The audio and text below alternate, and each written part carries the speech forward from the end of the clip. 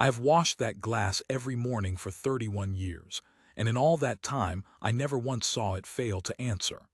That is the thing you have to understand before I tell you the rest. The pane always answered. That was the whole of my trade, and the whole of the hall, and near enough the whole of the station's reason for standing where it stood. They call it Reach Station Ossable, out where the old lanes braid together, and every ship that wants to go coreward has to pass through one gate or another. Ours was the honest gate, or the ones who ran it liked to say so. Nobody crossed into the inner reaches through Ossable without first standing in the Clarity Hall and being read. Warlords, pilgrims, grain haulers, envoys with their teeth capped in gold. All of them, in their turn, stood on the white stone under the dome and let the pane look at them. I was not a warden. I want that clear. The wardens were the Assiers of the pane, an order older than the station, robed in that pale gray that never seemed to take a stain, and they did the reading. I kept the glass. I was a glasswright third generation on the station, and my father before me had kept it, and his mother before him. We were the ones who knew the pane the way you know a face, every hairline seam, every place the light pooled, the one low corner that fogged when the humidity climbed. I mixed the resins that fed its edges. I polished it before the first shift and after the last. I knew when it was tired, if a thing that old can be tired, and I knew the sound it made, a sound below hearing, when it woke each morning to the daylight coming down through the dome. Because it was always daylight in the hall. That was built in on purpose, generations back. The dome was clear all the way round, and the station kept us turned so the local sun poured straight down through it from the open of the shift to the close, bright and flat and honest, no shadows to hide a man's face in. The warden said truth like the light. I don't know about truth. I know the glass read cleaner in the bright, and I know that when the light was low the resins hummed, and I trusted the light because the glass did. The pane itself was a sheet of something pale, taller than 3 men, wide as a barn door, mounted upright on the dais at the head of the hall. It was not a mirror, though people who'd never stood before it always called it one, and the wardens let them because it was easier than the truth. A mirror gives you back your face. The pane gave you back your nature. You stood before it, and it went from that milky pale to something with color and motion in it. And the color and the motion were you, your rank, your intent, the weight of you, whatever it is in a living thing that is not the meat and not the clothes. A liar came up muddy and shivering. A killer with murder fresh on him came up in a hard, bruised red that made the guards close their hands. A frightened pilgrim came up soft and gray gold and got waved through with a blessing. Coreward-bound kings came up in banded colors like a storm seen from orbit, and the wardens bowed to them, and the kings pretended they had not needed the bow confirmed. 31 years I fed and cleaned that glass, and it never once had nothing to say. Everything that lives has a nature, the wardens taught. The pane finds it. That was the first line of their doctrine and the last, and I believed it the way you believe the floor will be there when you swing your legs out of the bunk. You don't think about believing it. You just stand up. I am telling you all this so that, when I say the pane went blank, you will know what it cost me to watch it. The morning it happened was an ordinary bright one. I had done the glass at first light, gone over it corner to corner, fed the low seam its resin, watched it wake. The queue in the hall was the usual mix. A robed grain factor from the Sedge Worlds with 3 underclerks, a pod of slate-skinned lizard cadets on their way to some academy coreward. Loud and shoving the way, the young of every species are loud and shoving. A hulking verd warrior in ceremonial plate who had come to be read on a bet and knew it and didn't care. First Reader Seth was on the dais. She was the eldest of the Assiers then, so old her gray robe had gone nearly white at the shoulders, and she read the way an old surgeon cuts, without waste, without any show. I liked Seth. She never once treated me as furniture, which among the wardens made her nearly unique. The old woman came in near the middle of the shift, with the dog. I noticed the dog before I noticed her, if I'm honest, because the dog was doing nothing so completely that it drew the eye. It was a low, long, heavy animal, brown and white and black in that patched way, with ears that hung past its jaw, and a face folded into more sorrow than any creature could actually feel, and it moved across that great bright hall at a pace I can only call unbothered. It was fat. Its belly nearly brushed the white stone. It walked like something that had decided a long time ago that hurrying was a young animal's mistake, and it walked at the woman's heel without a lead, and every few steps it paused to sigh. I mean a real sigh, chest and all, and then went on. The woman was small and plain and getting on in years herself, gray coming into brown hair she'd tied back without much care, and she wore the kind of clothes you'd walk past 100 of in any market on any station. A canvas coat gone soft with washing, boots that had been resoled more than once. She carried a cloth bag. She looked tired in the ordinary way of someone who has traveled a long time to do a small necessary thing, and she looked at the hall, at the dome and the light and the great pale pane on the dais, with a mild, polite interest, the way you'd look at a cathedral in a town you were only passing through. Nobody bowed to her. Nobody bows to a plain old woman with a fat old dog. The grain factor's underclerks looked at the dog and made the little rippling motion the sedge folk make when they are amused, and one of the lizard cadets said something in his own tongue that got the others hissing, and the verd warrior in his ceremonial plate turned his great horned head and looked down the length of the hall at the animal and made a sound like a boulder clearing its throat, which I had learned over the years was a verd laughing. The dog did not appear to notice any of it. The dog found a patch of sun on the white stone and lay down in it while the woman waited her turn, and it was asleep, genuinely asleep, ribs going slow. One ear flopped over one eye before she had even reached the front of the queue. I was at my station along the side wall with my cloths and my resins, close enough to hear, and I will tell you I thought nothing of it beyond a small private warmth, because I have always liked dogs and their kind, and this one had the look of an animal that had earned its rest and knew it. If you had told me then that I was looking at the thing that would end the doctrine I'd been raised inside, I'd have laughed too. I'd have laughed with the verd. Her turn came. She said something quiet to the dog, and the dog opened one eye, closed it, and then heaved itself up in 3 separate efforts back end first, and followed her up toward the dais at that same unbothered walk. The warden at the rope, a young one, Asier Combe, keen as a new blade and half as useful, put out a hand. "The animal waits below," Combe said. "Only the reading party approaches the pane." "He goes where I go," the old woman said. "Not sharp, just the way you'd state which way was up. He's old and he's deaf on the left side, and if I leave him down here he'll fret and wander into someone's legs. He's no trouble, he'll sleep." Combe looked to the dais.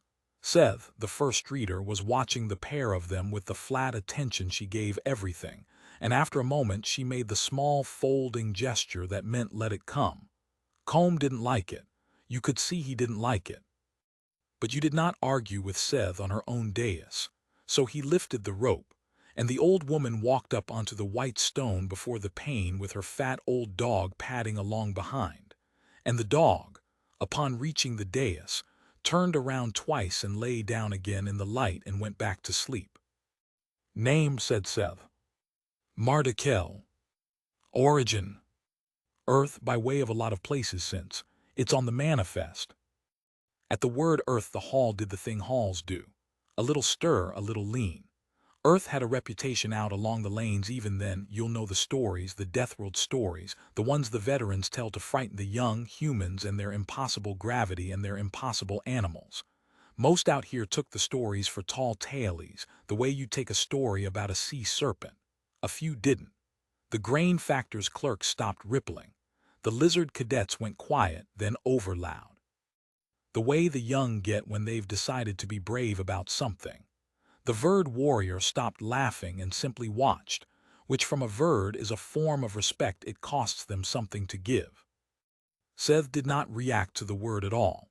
She had read every kind of thing that walks or crawls or is carried, and Earth was to her one more origin on one more manifest. She raised her hand toward the pane in the old gesture, and the pane, which had been pale and quiet, woke. I felt it wake through the floor, the way I always did, that low sound below hearing. It looked at Marta. She came up plain. I remember being almost disappointed, if that isn't a terrible thing to admit. I think a part of every one of us wanted the Deathworld woman to bloom across that glass in some terrible color. She didn't.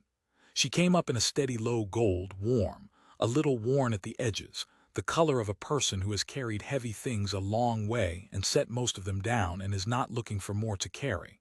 No red, no shiver of a lie. A grief in her somewhere, healed over, an old healed grief that showed as a darker vein through the gold and then was gone. It was, if you want the truth, one of the cleanest readings I ever saw. The wardens read grace off her the way you'd read it off a well-kept tool. Seth inclined her head, which she did not do for everyone. "You are welcome to the inner reaches, Marta," she said. "The pain finds you true." "Thank you," Marta said. "That's kind. Do you need to do him as well?" And she nodded at the dog. There was a silence in the hall of a particular texture I had never heard before and have never heard since. Comb made a strangled sound. One of the lizard cadets laughed, a single bark of it, and then clapped a hand over his own mouth because nobody else was laughing. And in the bright, empty acoustics of that dome, his one laugh went up and rattled around and came back down onto him alone. Seth looked at the dog. The dog was asleep. Its outermost ear twitched at a fly that wasn't there. Now you have to understand what she was being asked. The pain read persons, rated beings.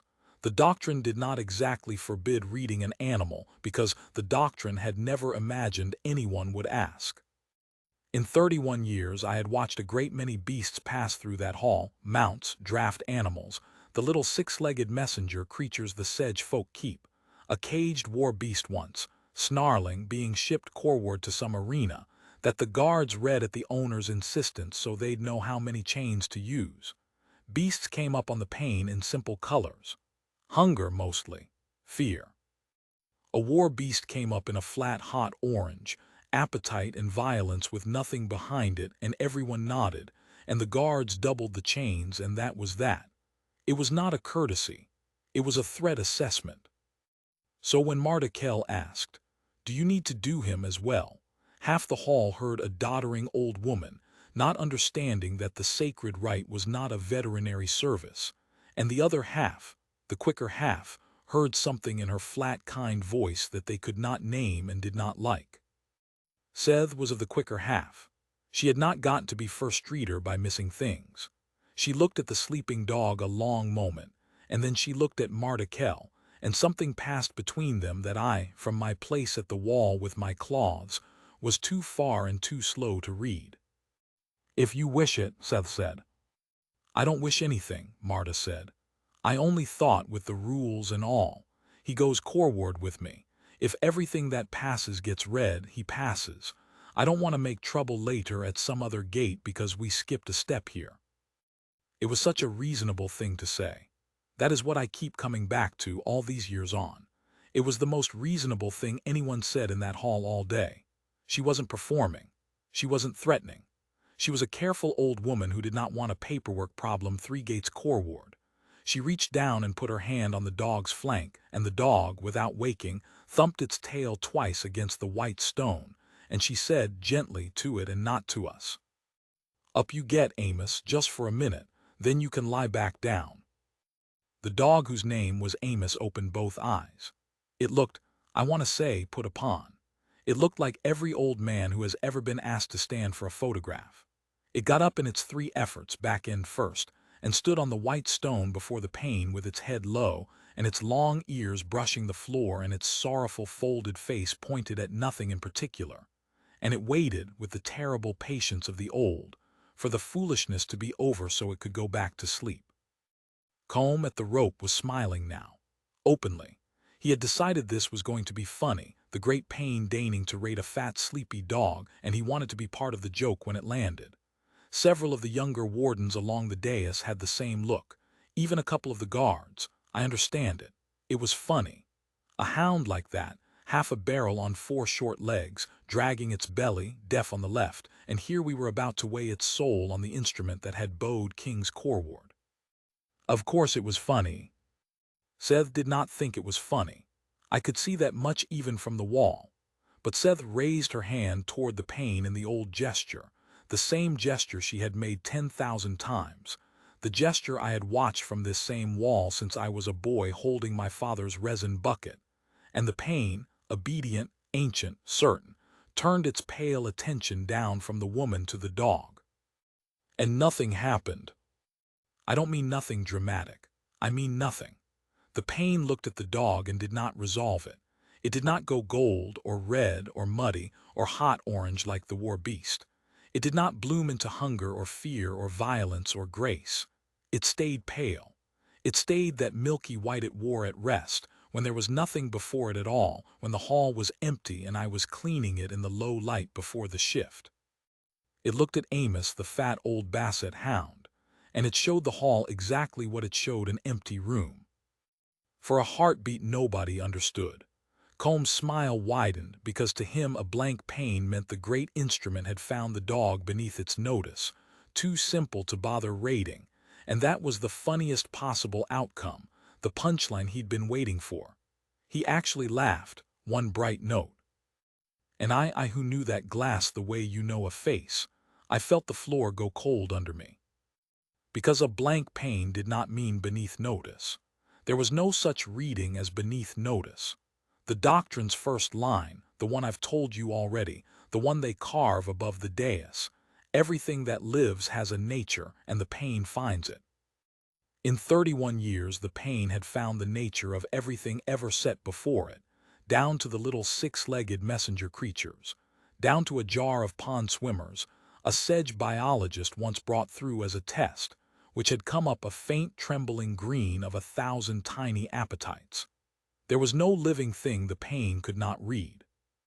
Unless there were a living thing so far outside the frame, the pain was built to hold that the instrument had no color for it.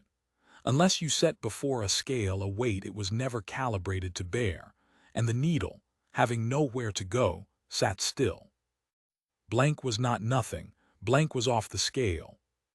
I looked at Seth, and Seth, first reader of the Asiers of the Pain, oldest of the order, who had read kings and killers, and never in her long life so much as blinked at the dais, Seth had gone very, very still. She did not lower her hand. That was the first thing anyone noticed once the laugh had died. The reading was over. The pain had shown what it would show. By every rhythm of the rite her hand should have come down and she should have pronounced her verdict and waved the animal through with whatever small formula fit a beast. Her hand stayed up.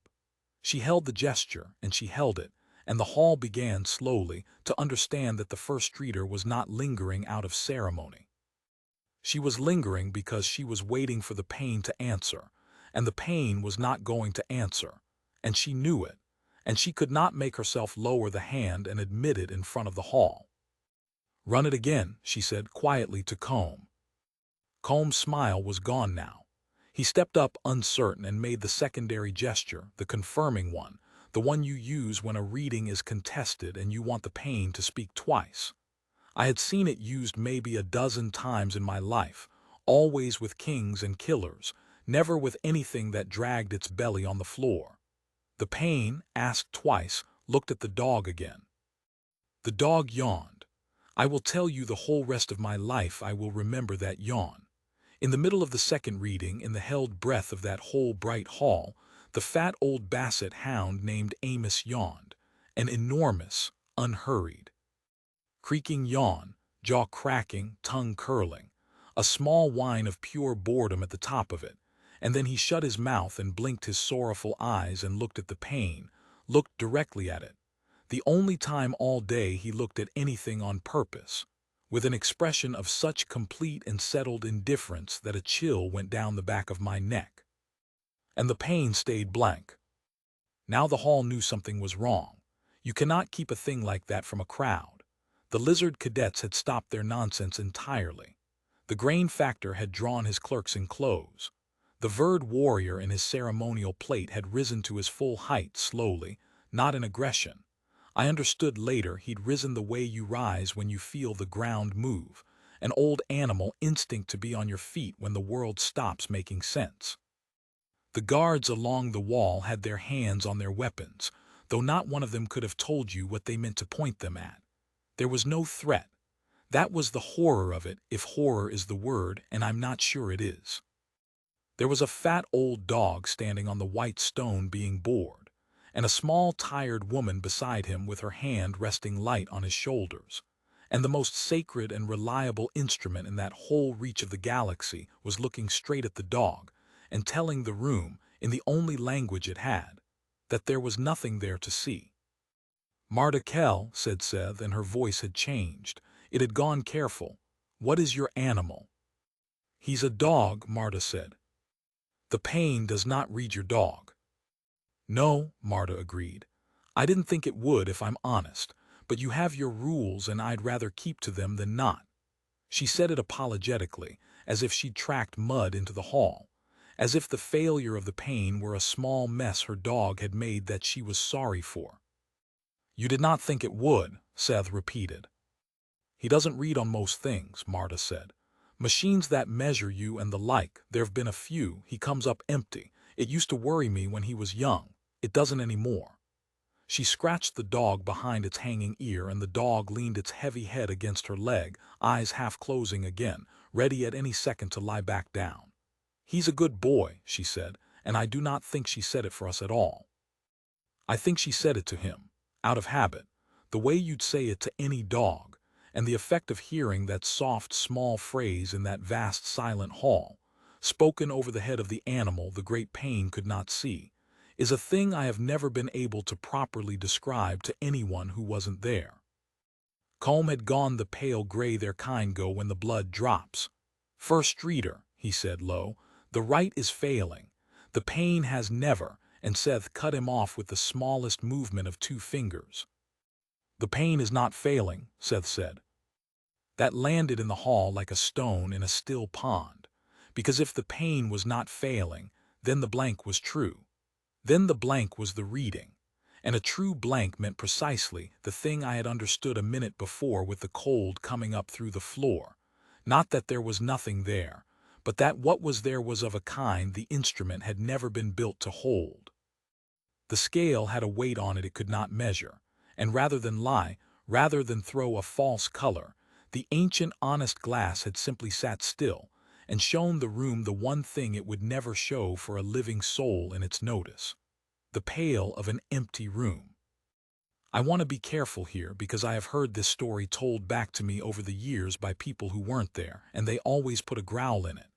They always have the dog show its teeth, or the woman say some cold, clever line, or the pain crack down the middle. None of that happened. The dog never growled. It never showed a tooth. It stood there being fat and old and bored and deaf on the left side, and it leaned on its person, and that was the whole of its menace, and that was more menace than anything I have witnessed in my life. Seth lowered her hand at last. She turned from the pain and she looked at the dog, not at Marta, at the dog, and she did something none of us had ever seen a first reader do. She came down off the dais. The dais is raised for a reason. The reader stands above the reed. That is the shape of the right, and it is the shape of the order, and in all the generations of the Asyrs the reader does not descend to the one being read. The one being read ascends, or does not, at the reader's word.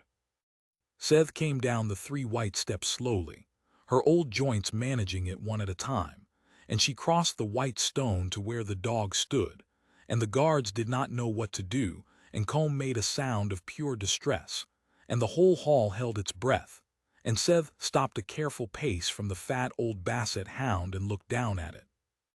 And the dog looked up at her. It was not a challenge. I need you to hear that. It was not a hard look, not a hunter's look, nothing like the flat hot thing the war beast had thrown at its handlers years before. The dog looked up at the ancient robed Asyr the way an old dog looks at anyone who has come to stand near it, with a mild, patient, entirely unbothered attention, ears hanging, brow folded, a small huff of breath through its black nose, an animal deciding whether this new person was going to require it to do anything, or whether it might shortly be allowed to lie back down. It had no idea what it was. That was the thing. It had no idea it was standing in the failed light of a right that had bowed kings. It was a dog. It wanted to sleep in the sun.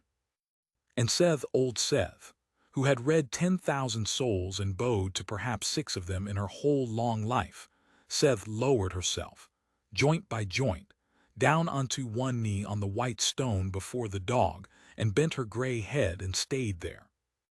You could have heard resin drip. In the whole bright hall, under the whole flat honest daylight, nothing moved. The first reader of the Asiers of the Pain knelt on the admittance floor of Reach Station Ossibel and bowed her head to a fat old Basset Hound named Amos, and the dog, after a moment's consideration, leaned forward and put its cold nose against her bowed gray brow. Once, the way a dog will, checking a scent, and then lost interest entirely and turned in a circle and lay down in the sun with a groan, and was, within 4 seconds, asleep.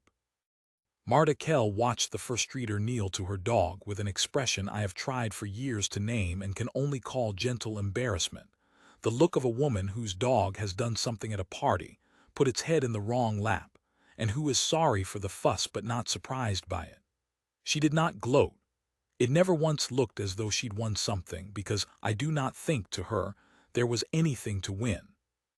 She reached down and gave the sleeping dog a pat and said mildly to Seth, "You don't have to do that, you know. He's not fussy about that sort of thing. He just likes people to be calm around him." Seth rose slowly, with more difficulty than she'd knelt, and Combe went to help her and she waved him off. When she was up, she stood a moment gathering herself, and then she turned and faced the hall, the cadets, the factor, the verd on his feet in his plate, the guards with their useless weapons half drawn, my own self at the wall with a cloth gone still in my hand.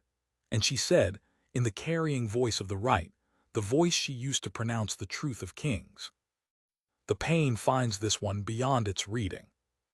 That was all. Beyond its reading. Not below, not beneath. Beyond. She chose the word the way she chose every word, and the whole hall understood it, and I watched the understanding move through the crowd like wind through a field. There was a weight in the room they had not read and could not read, and had been, all of them, one careless word away from mocking to its face. The war beast in its chains, the killers in their bruised red, the coreward kings in their storm colors. The pain had held every one of them, had measured them and named them and set them in their place. And it could not hold this. It looked at this and had nowhere for the needle to go. The verd warrior sat back down, slowly, deliberately. He sat and he lowered his great horned head, not to the woman and not to Seth, but to the sleeping dog, a short bow, the bow one old soldier gives another across a room, and then he faced forward and was very still and very quiet for the rest of the time I could see him. The lizard cadets did not laugh again. One of them, the one who'd barked that single laugh, was looking at the dog with an expression on his young scaled face that I can only call the beginning of religion. Seth turned back to Marta Kell. "You will forgive the order," she said. "If we ask you a question we have no right to ask, we keep this gate. We have kept it a long time. If there is a thing coming coreward that our pain cannot read, it is our duty to understand it if we are permitted. What is he?" Marta thought about it. She scratched the dog's ear again, absently, though the dog was asleep and past scratching, and she looked up through the great clear dome at the flat bright daylight coming down, and she seemed to be deciding how much of a true thing a tired old woman owes to a courteous stranger. And what she finally said was not grand. It was the plainest thing in the world, and it was, I have come to believe, the whole of it. "He's just an old Basset," she said. "I've had him 17 years. His name's Amos. He was my husband's, and then my husband died, and now he's mine, and he sleeps about 20 hours a day, and he's deaf on the left, and he steals bread off the counter if you turn your back." She smiled a little, tiredly. "There's nothing to understand. That's what the machines never get. They keep looking for the thing inside him, and there isn't a thing inside him. He's a dog. He's just from a place where the dogs are what they are." She looked at Seth, and then at the pane, that great pale, honest sheet standing quiet on its dais with nothing to say. Your glass didn't fail, it's a good glass. It just looked at something it's got no number for, and it was honest enough not to make one up. You ought to be proud of it, not frightened. Most things, faced with a thing they can't measure, they lie. It didn't. It just told you the truth that it doesn't know. That's rarer than you'd think. And that, more than the kneeling, more than the blank, is what settled the hall. Because she was right, and everyone in the room knew she was right the moment she said it. The pane had not broken.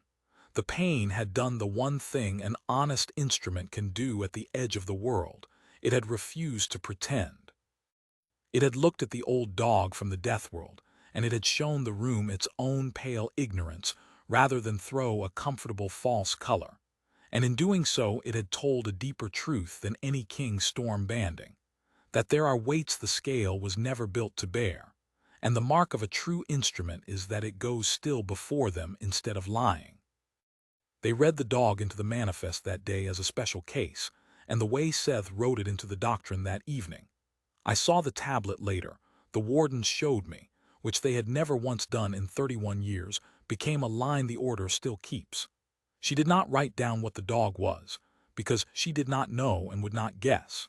She wrote down the pain's silence, and she gave the silence a name so that no reader after her would ever again mistake it for the dog being small.